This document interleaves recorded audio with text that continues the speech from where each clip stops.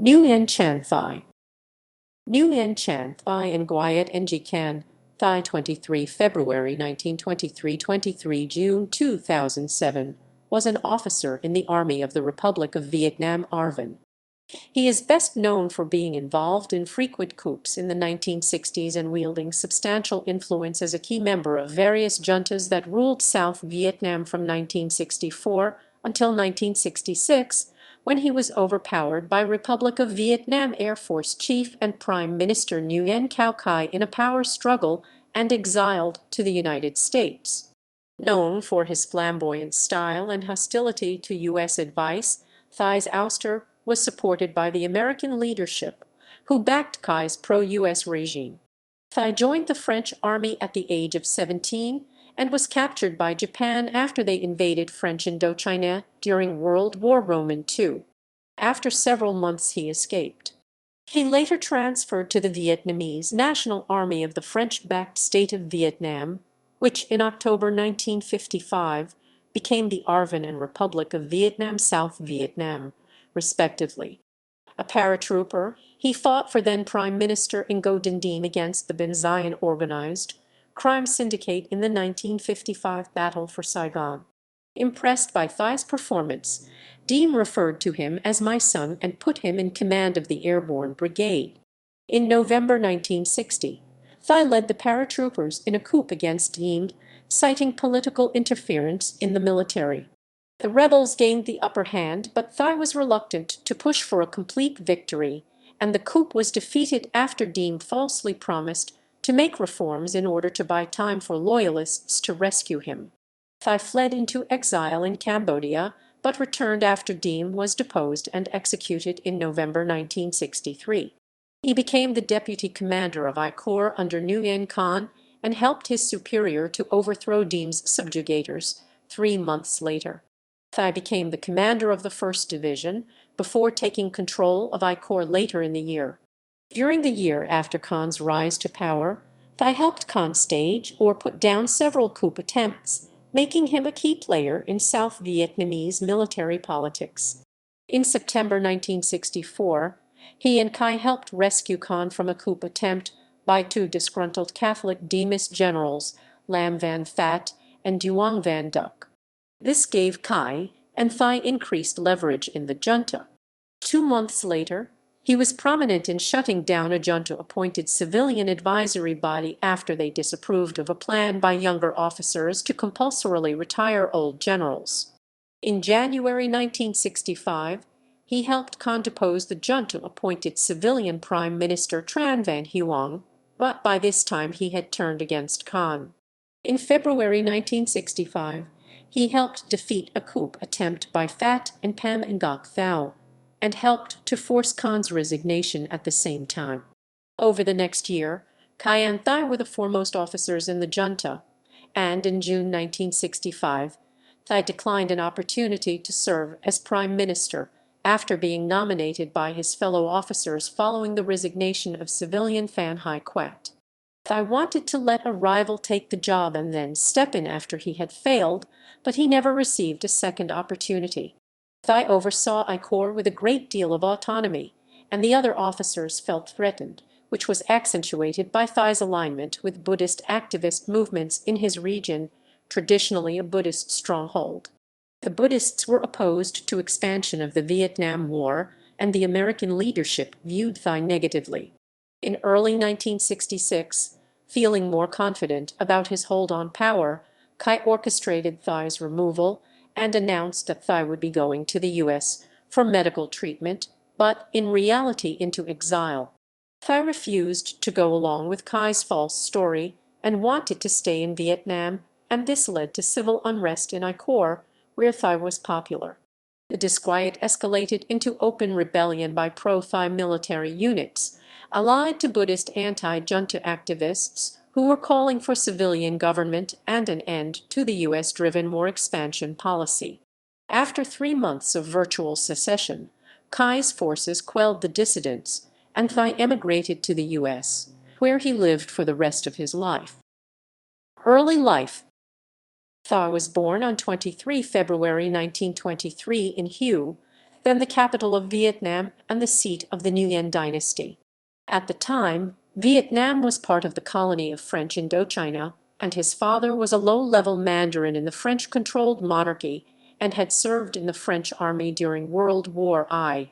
Thi was a Japanese prisoner of war for several months until he escaped amidst the confusion of an Allied bombing raid on the Japanese military jail. According to family documents, Thi was captured and imprisoned by the Communist Viet Minh of Ho Chi Minh for 3 months at the end of the war in 1945 as they declared independence during the August Revolution. At the time, a power vacuum emerged as the defeated Japanese withdrew from Vietnam. France attempted to reassert its colonial grip over Indochina, while various Vietnamese groups jockeyed for power at the head of an independent country. In 1946, full-scale conflict erupted between the Viet Minh, who had declared the Democratic Republic of Vietnam (DRV) independent, and France. As part of their political effort, the French created the state of Vietnam So Vi, an associated state in the French Union, and installed former Emperor Bao Dai as the head of state. Thi served in the So Vi's Vietnamese National Army (VNA) and rose steadily up the ranks. Diem era. In 1954, the Viet Minh defeated the French Union forces at the Battle of Dien Bien Phu, and France decided to withdraw from Vietnam. Under the provisions of the Geneva Accords, the Viet Minh's DRV would take control of the northern half of the country, and the So Vi the south, pending national reunification elections in 1956. In the meantime, the state of Vietnam remained unstable. The Cao Dai and Ho Hao religious sects had their own private armies and de facto states in the Mekong Delta, while the Bin Xuyên organized crime syndicate controlled the national police, had their own military, and dominated the rampant drug trade, prostitution, and illegal gambling in the southern capital Saigon. In April and May 1955, Thi fought in VNA airborne units for Prime Minister Diem against the Bin Xuyên in the battle for Saigon, after Diem gave them an ultimatum to surrender. When they did not, the VNA attacked and decisively dispersed the Bin Xuyên after a few days of heavy street fighting. This performance so impressed the lifelong bachelor Diem that he thereafter referred to Thi as "my son." Diem promoted Thi to the rank of colonel and put him in charge of the Airborne Brigade, which was expanded into a division a few years later. The Central Intelligence Agency CIA was not as impressed. One of their reports described Thi as an opportunist and a man lacking strong convictions. An American military advisor assessed Thi as tough, unscrupulous, and fearless, but dumb.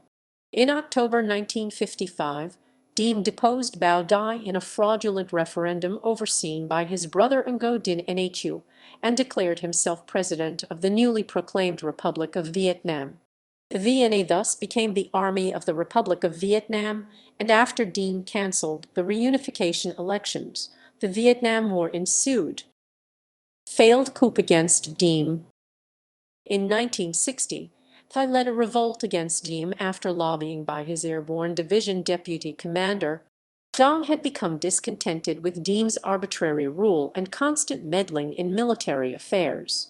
Diem, who promoted officers on religion and loyalty rather than skill, gave orders directly to individual commanders and played senior officers against one another in order to weaken the military leadership and prevent them from becoming effective, lest they try to challenge his rule. Dong later stated his sole objective was to force Diem to improve the governance of the country.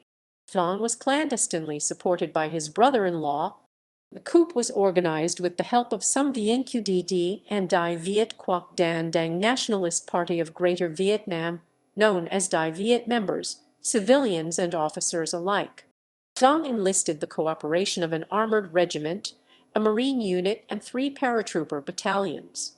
The operation was launched on November 11 at 5:00.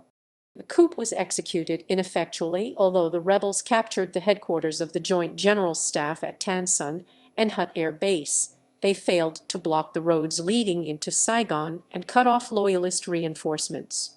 Thi's men also failed to disconnect phone lines into the palace, which allowed Diem to appeal for aid from loyal units.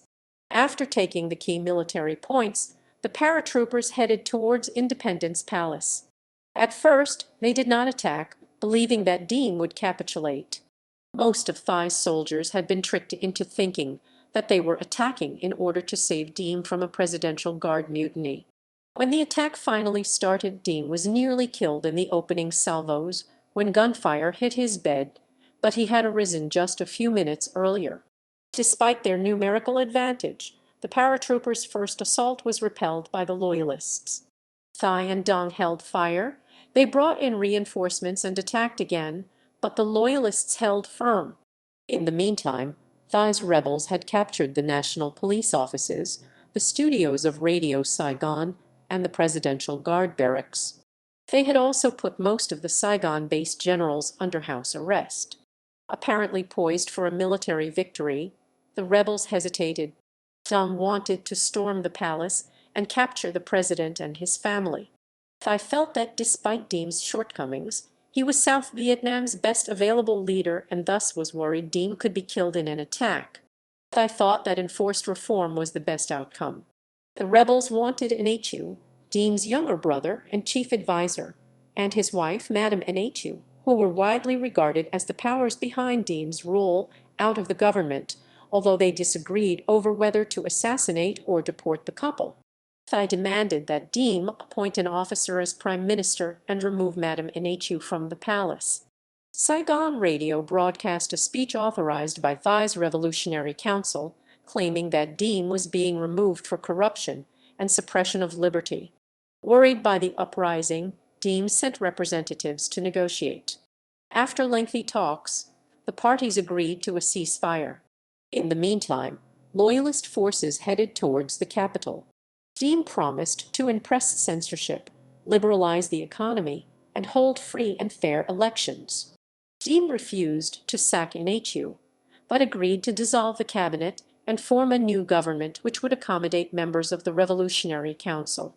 In the early hours of 12 November, Diem taped a speech detailing the concessions, and Thai broadcast the message on Saigon radio. When the Loyalist reinforcements rolled into the capital aboard tanks and armored vehicles and began to wrest the initiative, the rebels began to break. After a brief, violent battle that killed around 400 people, the coup attempt was crushed. The casualties included a large number of anti-Diem civilians. Thai exhorted them to bring down the Ngo family by charging the palace. 13 were gunned down by the Loyalist soldiers as they invaded the grounds. After the failed coup, Dong, Thai and other prominent officers fled to Tan Son and Hut and climbed aboard a Seamaness 47. They fled to Cambodia, where they were given asylum by Prince Norodom Sihanouk, a longtime Diem opponent. Diem promptly reneged on his promises and intensified his authoritarian rule and crackdowns on dissidents. Almost 3 years after the incident, Diem opened the trial for those involved in the coup on 8 July 1963. Thai and his fellow exiled officers were found guilty and sentenced to death in absentia. In the meantime, Thai lived self-sufficiently in Cambodia for 3 years. 1964 coups with Khan.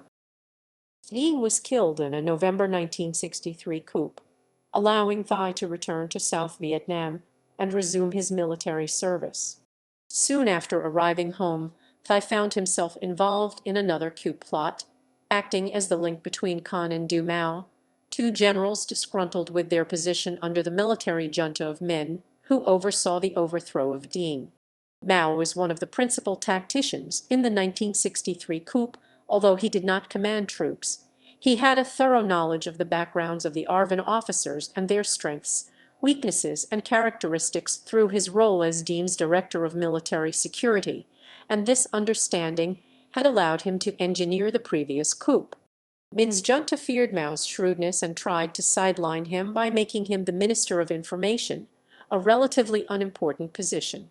Disgruntled, Mao began recruiting for a coup, targeting Khan, who had been moved to the I Corps in the far north of South Vietnam, to keep him far away from Saigon. Khan made no attempt to hide his annoyance at not being given a more important job, and had long been regarded as an ambitious and unscrupulous officer by his colleagues. Mao persuaded the junta to install Thai as Khan's deputy in I Corps. He tricked the junta by telling them that as Khan had played a large part in putting down the 1960 coup attempt, Thai would still be harboring resentment. According to Mao, Thai would thus be an ideal mechanism for keeping the disliked Khan in check. Privately, Mao predicted that Thai would act as a bridge between him in Saigon and Khan in Hue. He was correct in thinking the 1960 conflict would be irrelevant as allegiances shifted over time and that the pair would work together for their current aims. The trio were joined by General Tran Thien Kim, the disaffected commander of the Roman III Corps that surrounded Saigon, and an assortment of Marine, Air Force, and Special Forces officers and their units.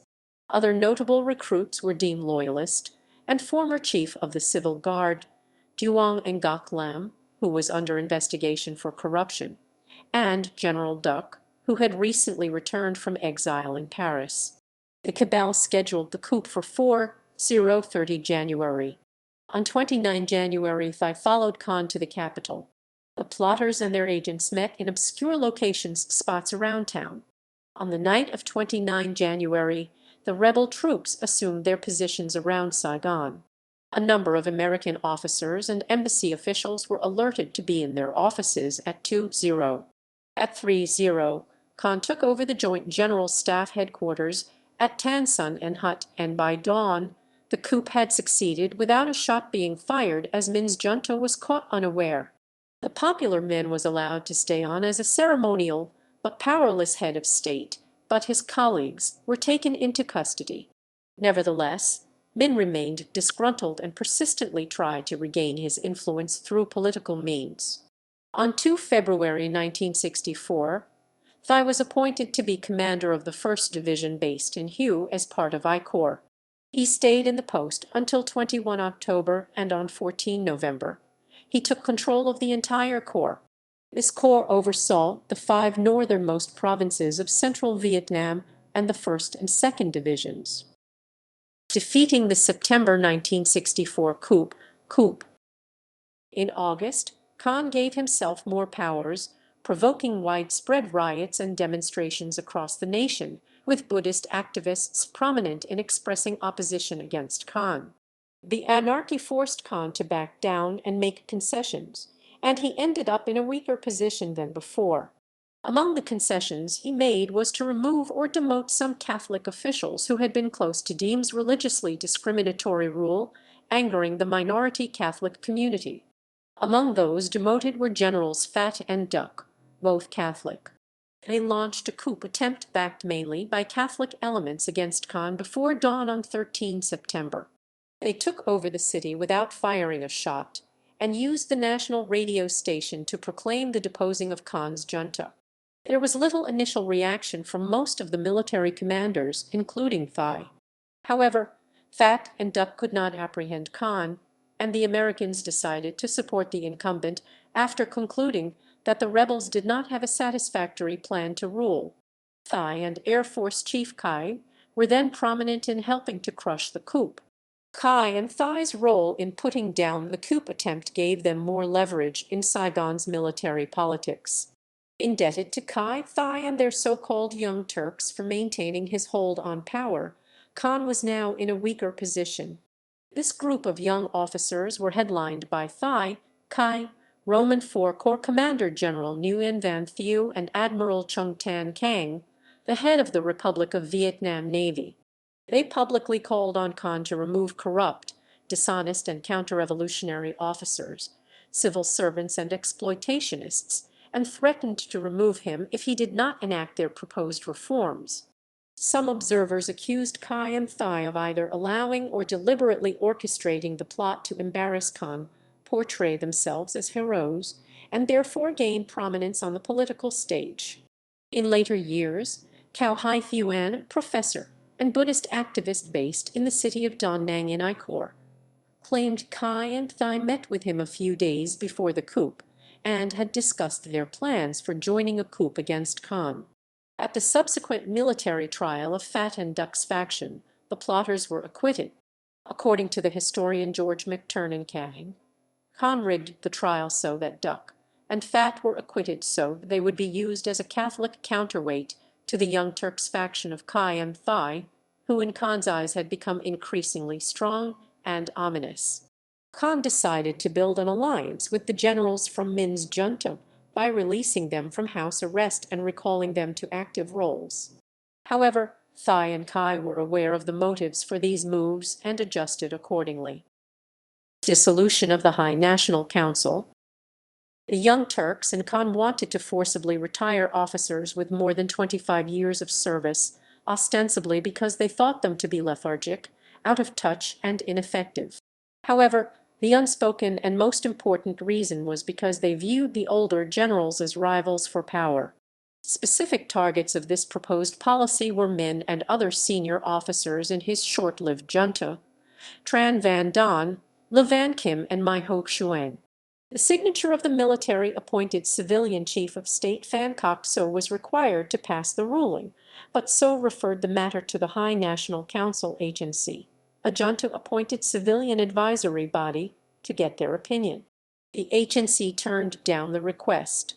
This was speculated to be because many agency members were old and did not appreciate the general's negativity towards seniors.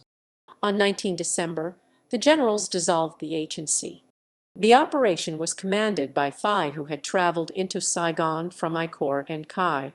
The National Police, which was under the control and command of the military, moved through the streets before dawn, arresting 5 agency members and other politicians and student leaders they deemed to be an obstacle to military rule. Min and the other aging generals were arrested and flown to Pleiku, a central highlands town in a Montagnard area, and forcibly retired, while other officers were simply imprisoned in the capital. The junta's forces also arrested around 100 members of the National Salvation Council (NSC) of the anti-war Le Coq Party. The NSC was a new political party active in the I Corps region that opposed the expansion of the war and was aligned with Thai and the Buddhist activist Monkfich Tri Quang. As Thai was active in the purge, it was believed that the Queen had fallen out with Thai.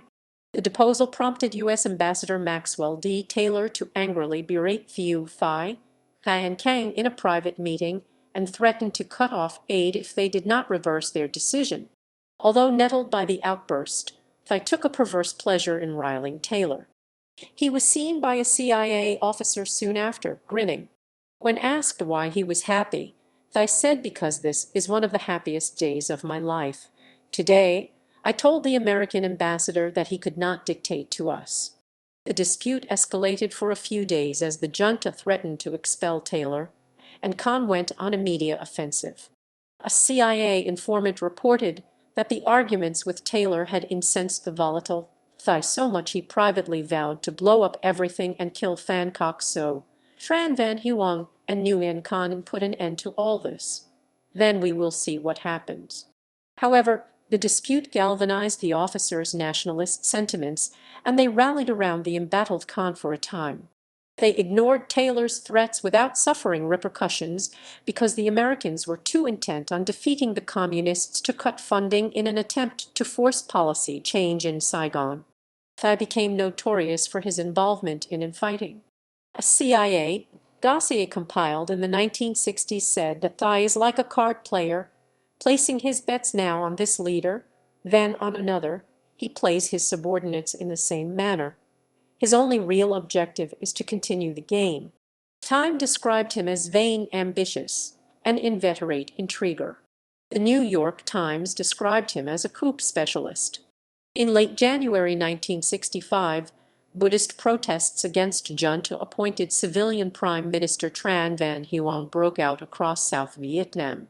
The unrest came after Huong had unveiled plans to expand conscription and the war against the Communists, and demonstrations were at their largest in I Corps, a Buddhist and anti-war escalation stronghold. In Hue, matters degenerated into a riot as 5,000 demonstrators attacked the United States Information Service Library and burned 8,000 books. Khan and Thai were thought to have turned a blind eye to the rioting in order to allow the disorder to ruin the ŋwiəŋ government and allow them to inherit power. Khan decided to have the armed forces replace ŋwiəŋ, and on the morning of 27 January, Khan staged a bloodless putsch with the support of Thai and Kai. However, many of the officers had agreed to Khan's plan in hopes he would fail and discredit himself. 1965 coup against Nguyen Khan. By this time, Taylor's relationship with Khan had already broken down irreparably over the issue of the H&C, and the U.S. became increasingly intent on a regime change as Khan was becoming increasingly reliant on Buddhist support, which they saw as an obstacle to their war expansion plans. In the first week of February, Taylor told the leading South Vietnamese officers that the U.S. was in no way propping up General Khan or backing him in any fashion. Despite their mutual alignment with Buddhist activists, Thai was known to have become personally hostile to Khan by this time. During this time, many officers were organizing separate plots against Khan. Shortly before noon on 19 February, the undetected communist agent, Colonels Thao and Phat used tanks and some infantry battalions to seize control of the National Military Headquarters, post office, and the radio station of Saigon. The rebels failed to capture Kai, who fled to Tan Son and Hut, where he ran into Khan, and the pair flew off together, while some junta figures were arrested there. Thao made a radio announcement stating his desire to get rid of Khan, whom he described as a dictator, while some of his fellow rebels made comments eulogizing Diem and indicating that they would start a hardline Catholic regime. This alarmed Thai, as the tone of the comments indicated that the rebels might punish people who had fought against Diem in the past, such as those involved in the 1960 and 1963 coups. The Americans decided that while they wanted Khan out, they did not approve of Thao and Phat and their polarizing policies, so they began to lobby Kai and Thai, the two most powerful officers apart from Khan, to defeat both sides. While Kai used air power to stop the two sides from confrontation by threatening to bomb them if they opened fire, the Americans consulted with Thai and General Cao Van Vien, the commander of Roman III Corps surrounding Saigon. They wanted Thai and Vien to assemble units hostile to both Khan and the rebels into a capital liberation force. The Americans provided Thai with a plane so that he could fly in from his I Corps headquarters in Da Nang to lead ground forces against both Khan and the rebels. Late in the night, Thao and Phat met with Kai in a meeting organized by the Americans and insisted that Khan be removed from power. The coup collapsed when, between midnight and dawn, anti-coup forces swept into the city. It was generally thought that the rebels did not put up a fight after being assured that Khan would be ousted. Early in the morning, Thai, who gained the support of Kai, proposed a motion within the junta to remove Khan and force him into exile, and the final vote was unanimous. Khan was absent from the meeting. Kai, Thai, and Thieu then became the key figures in a junta that continued with So and Prime Minister Phan Hai Quat as a civilian front, although General Min became the nominal commander-in-chief of the armed forces. Thai was a senior member in the 10-man ruling junta, which wanted to expand the military effort against the communists, something that was opposed by the Buddhist protesters. Thai performed a balancing act and accommodated the Buddhists, wanting them to see him as a friend. He allowed the students to publish a magazine that was highly critical of military rule. Thai also maneuvered to have his trusted subordinate Colonel Pham Van Lu installed as the head of the National Police, a body controlled by the army and effectively a military unit, increasing his political power. Following his ascension, Lu replaced most of the Saigon district police chiefs with Thai supporters, raising the ire of some other prominent officers. The Buddhist activist leader Thich Tri Quang said that Thai is nominally a Buddhist, but does not really care about religion. In June 1965, Quet and So resigned because of persistent disputes with the military and one another. Thai had an opportunity to take power. Quet resigned and tried to directly hand over power to Thai, but this was not allowed by the generals. Nevertheless, Thai was offered the prime ministerial position by his colleagues. He was seen as having a similar level of political influence to Kai and was voted in as prime minister by the 10-man junta. However, he declined the job offer on the private advice of Liu, who told him that the political conditions were not ideal and that he should let a rival take control and fail before stepping in himself. According to Kahan, to his Thai's own bitter disappointment, he was never given a second chance. Thai's blunder was a great relief to the Americans, who were aware of the fact that Thai, despite being anti-communist, had a hostility towards American advice. Kai and Thieu, both pro-American and supportive of a drastic escalation in anti-communist military activity, became prime minister and head of state respectively, the latter post being largely ceremonial. Regardless of who held the top jobs, no officer had firm control over his peers, and the respective corps commanders were effectively allowed to independently rule their own regions in return for ongoing support of the junta. In the same year, U.S. ground forces were introduced into combat roles in large numbers, and the first U.S. Marines came ashore at Da Nang in Thai's I Corps. The flamboyant Thai organized for the American troops to be greeted by military bands welcoming banners and teenage girls who garlanded them with flowers. This caused embarrassment to U.S. military officials who felt the introduction of combat troops and resultant American casualties would not be received well by the public when contrasted with Thai's celebratory fanfare. Soon after the Americans were in position, Thai tipped off Marine Lieutenant General Louis W. Walt about a major movement of Viet Cong insurgents near Chu Lai in Quang Tri Province, near the border with North Vietnam. This resulted in Operation Starlight, generally regarded as the first offensive action undertaken by the Americans in the Vietnam War. Occurring between 1824 August, it resulted in the 1st Viet Cong Regiment being pushed to the coast. Buddhist Uprising of 1966. Air Marshal Kai, the Prime Minister and the most powerful member of the junta, feared Thai as a rival.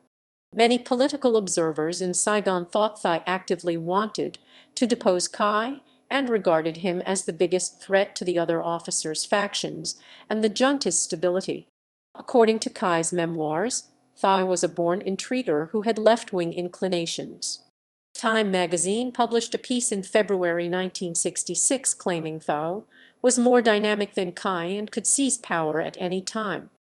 Historian Robert Topmuller thought Kai may have seen the article as destabilizing and therefore decided to move against Thai, who was known to have the deep-rooted loyalty of his soldiers. A large part of the South Vietnamese military was the regional and popular forces, militia that served in their native areas, and they appreciated a commander with whom they had a regionalistic rapport. The support from the Buddhists, his troops, and the regionalistic tendencies gave Thai a strong power base and made it hard for the other generals and the Americans to move against him. The outspoken Thai was also known as the general most likely to question and speak out against U.S. policy. The historian Stanley Carnot said of Kai and Thai, both flamboyant characters who wore gaudy uniforms and sported sinister mustaches, the two young officers had been friends, and their rivalry seemed to typify the personal struggles for power that chronically afflicted South Vietnam. But their dispute mirrored more than individual ambition. Both were also known for their colorful red berets. There were reports Thai was showing insubordination towards Kai. The U.S. military commander in Vietnam, General William Westmoreland, said that Thai once refused to report to Kai in Saigon when requested. On one occasion, when Kai came to I Corps to remonstrate with him, Thai turned to address his staff and mockingly asked, "Should we pay attention to this funny little man from Saigon, or should we ignore him?" Thai made this comment rather loudly, within earshot of Kai, and the Vietnamese politician Bui Diem thought that Kai viewed Thai's comment as a direct and calculated challenge to his authority. Time said Thai ran at I Corps like a warlord of yore, obeying those edicts of the central government that suited him and blithely disregarding the rest. Of the four corps commanders, Thai was seen as the one with the most power and independence from Saigon. Kahan thought Kai may have feared that Thai would secede from Saigon and turn central Vietnam into an independent state. The CIA analyst Douglas Pike, who worked in Vietnam, speculated that this would have been a large part of Thai's thinking, as Vietnamese people have often had strong regional tendencies. Knowing that Westmoreland and the U.S. Embassy were hostile to Thai and supportive of his leadership, Thai mustered the support of 8 generals on the 10-man junta, meaning that along with his vote, there were 9 officers in favor of Thai's removal.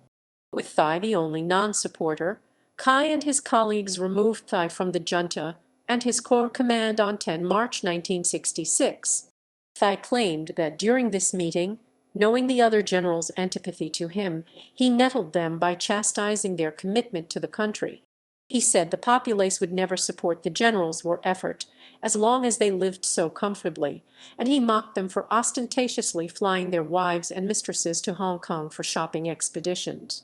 The junta put Thai under house arrest pending his deportation from the country and appointed General Nguyen Van Chuen, the erstwhile commander of 1st Division and a Thai subordinate, as the new I Corps commander. The Americans supported Thai's removal as they regarded him as being soft on communism and a virtual warlord. U.S. Ambassador Henry Cabot Lodge, Jr., Westmoreland, and the Defense Secretary Robert McNamara were supportive of the Cai Thieu regime, their prosecution of the war against the communists and support of a U.S. escalation, and they opposed Thai regarding him as lacking firmness against communism. At a White House meeting after news of the dismissal came through, Taylor said that Thai was a bad character and good riddance. Lodge wrote in a report that Thai cherished some resentment against the Americans in respect of what he considers political and military interference and infringement of sovereignty, claiming he had contemplated the possibility of establishing a government in the South which would be of such a character that the bulk of the population, including the Viet Cong, would support it, and presumably neutralization of the Thai. The Americans wanted to ease Thai out of the corridors of power by offering him an economic future in the U.S. and free education for his children, and Lodge and Westmoreland personally spoke to him in an attempt to convince him to accept, but they were unsuccessful. On the other hand, Thai had the support of Walt, who commanded American forces in I Corps and was the senior advisor to Thai's forces. Unlike his countrymen, Walt thought highly of Thai and his ability as an officer. Thai claimed Thai was leaving the country to receive medical treatment for his nasal passages, as well as a general health examination.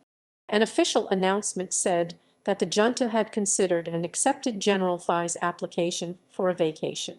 Thai retorted that the only sinus condition I have is from the stink of corruption. With the health story exposed as a sham, Thai gave a series of reasons for dismissing Thai, accusing him of being too left-wing, ruling I Corps like a warlord, having a mistress who was suspected of being a communist, and being too conspiratorial. Thai knew that Thai supported negotiations with the communists as a means of ending the war and had a history of consistently removing officials and military figures who promoted such a policy, but did not publicly mention this as a reason. Thai's dismissal provoked the Buddhist Uprising, led by the struggle movement. Thai was immensely popular in the Buddhist stronghold of Hue, a city of approximately 120,000, and civil unrest erupted throughout the region. When he returned to the former imperial capital 5 days after being relieved of his command, around 20,000 supporters mobbed him, shouting and trying to touch him. This was part of a gamble by Thai to allow Thai back to his home city in an attempt to placate the dismayed locals, but it did not work. A general strike incapacitated 90% of Da Nang, the second biggest city in South Vietnam and the main port in central Vietnam. During a rally, a Buddhist student leader cried, "Do you want the general to stay with us?" To which the students and other protesters answered, "Yes, yes." Thai told the large crowd to think about our country, not about me. During the tongue-in-cheek speech, he made sarcastic references about his need to go to the U.S. for health treatment. He told a journalist that he would accept any position which is useful for the country. According to Time magazine, Thai's speeches showed he was obviously torn between a desire to rally support for a comeback and his soldiers' distaste for adding to dissension. Cahan said that despite the circumspection of his public addresses, they undoubtedly helped encourage the struggle movement. The various dissidents formed a pro-Thai, anti-Kai organization called the Military Civilian Struggle Committee, better known as the Struggle Movement. Their message and influence quickly spread as they called for the end of military rule and took over radio stations and government buildings in Icor. They intensified their calls for Kai to fulfill his promise to hold democratic elections. Some Icor units supportive of Thai then decided to join the struggle movement and ceased military operations against the Viet Cong, instead starting a standoff against Kai. Throughout April and May there were tense incidents as units loyal to the junta were flown in from Saigon, and the factions came close to warfare. Thai publicly disassociated himself from the struggle movement. However, he remained in Icor and was still regarded as a significant political influence and motivating factor for the struggle movement. Regardless of what he may have thought, the discontent against Kai was by then too much for him to control even if he had wanted to. By June, ARVN loyalists, with the help of the American forces, prevailed. Their superior numbers convinced many in the struggle movement to back down and realign with the government, and those who refused were militarily defeated, often in bitter street fighting. While the struggle movement was finally ebbing away, Thai agreed to meet with Kai at an American air base in July to reach a settlement, seeing as the junta was going to prevail in any case. Thai agreed to the original offers of subsidies and the cover story of a medical trip. Exile. After the uprising was crushed, Thai was deported to the U.S. and lived in a small apartment on Connecticut Avenue on DuPont Circle, Washington, D.C. Although the apartment was small, Cahan, who interviewed Thai after his exile, described it as handsome. However, the New York Times called it shabby. Thai left his uniforms in his closet in Vietnam and disposed of all his medals. The only thing he kept from his military career was an army blanket. As part of his removal from South Vietnam, the American government gave him a substantial living allowance and paid for all his children's education fees. Around 1973, the payments were suddenly discontinued. In Washington, Thai spent much of his time at the Library of Congress, reading books about Asian history. Outspoken and still supported by many Buddhists, Thai tried to return to South Vietnam in February 1972, but troops loyal to the Demist President Thieu surrounded his plane on the tarmac and prevented him from disembarking.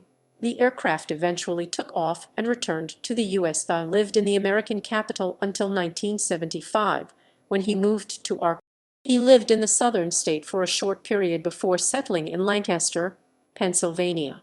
He worked in a variety of jobs and occasionally made speeches at universities and to Vietnamese American organizations and meetings.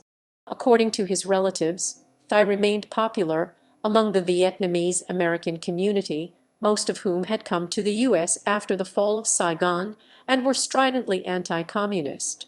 His family said their refugee compatriots often recognized him and usually refused to let him pay for meals at their restaurants. Thai's second marriage, to ŋwiəŋ, ended in divorce.